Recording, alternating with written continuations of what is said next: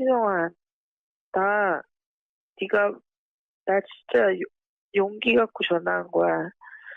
나 어떻게 해야 되니? 나 이제 어떻게 살아야 돼? 나, 너 얘기를 오늘 다 들으니까 내가 쓰레기같이 느껴져서.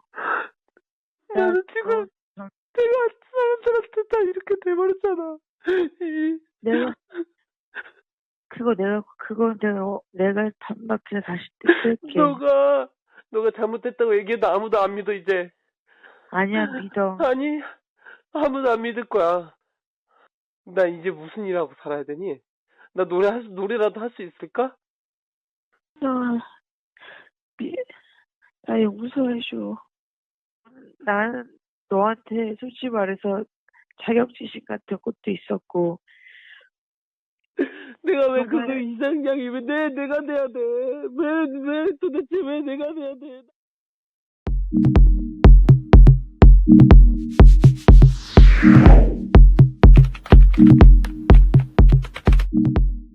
시청자 여러분 안녕하세요. 이진호 기자입니다.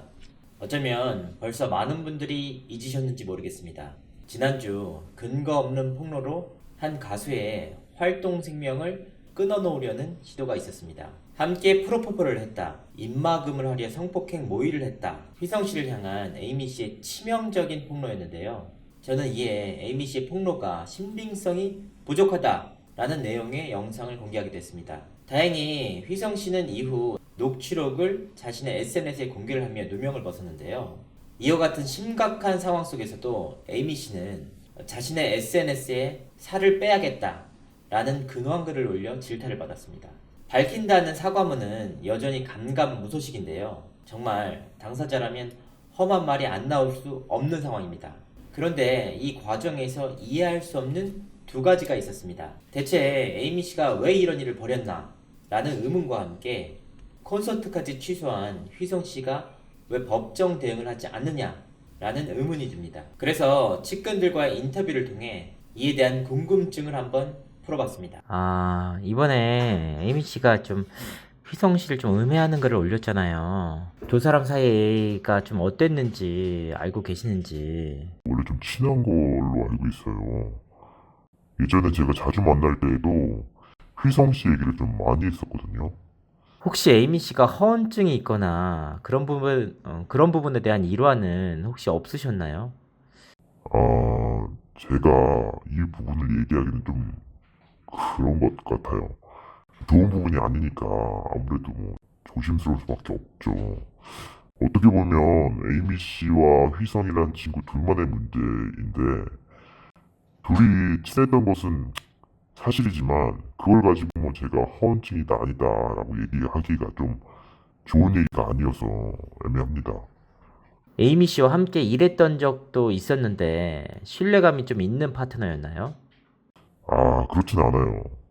열심히는 하는데 뭐든 나중에 깨닫는 경우가 많으니까 정말 나중에 깨닫는 스타일이어서 아, 그럼 어떤 문제들이 있었나요? 사실 프로포폴 때문에 문제가 좀 많았어요. 조심스럽긴 한데 스케줄 많이 펑크내고 좀 연락도 안 되는 케이스여서 그러면 이번에 휘성 씨와 에이미 씨의 일은 왜 벌어졌다고 보시는지. 솔직히 뭐에 꽂혔는지는 모르지만 에이미 씨가 SNS에 폭로를 자주 나곤 했어요. 그런 걸 또 좋아하고 그게 또 사회적으로 좀 이슈가 되고 그러잖아요. 얼마 전에도 뭐 중국에 있다고 연락이 한번 왔었는데 그래서 뭐 중국에 있는 줄 알았는데 또 그 이후엔 일본 간다는 얘기도 좀 하더라고요. 정말 뭐에 꽂혔는지는 좀 모르겠지만 정말 알 수 없는 사람이에요, 에이미는.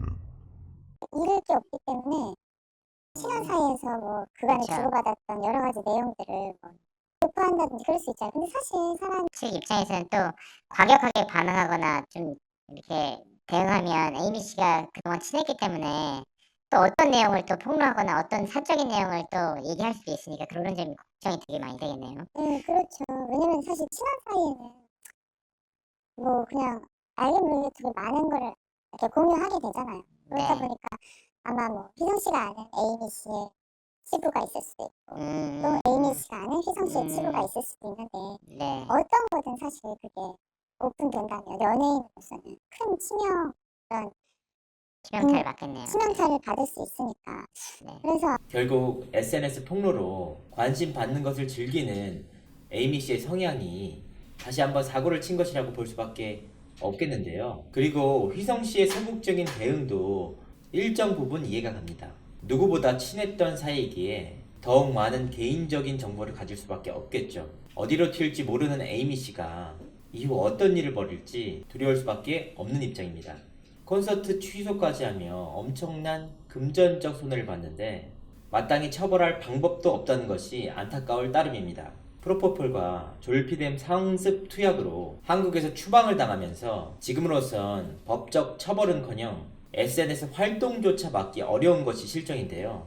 적어도 이번 일을 계기로 폭로에 대한 검증 강화와 함께 무고죄 처벌 강화가 이루어져야 하지 않을까요?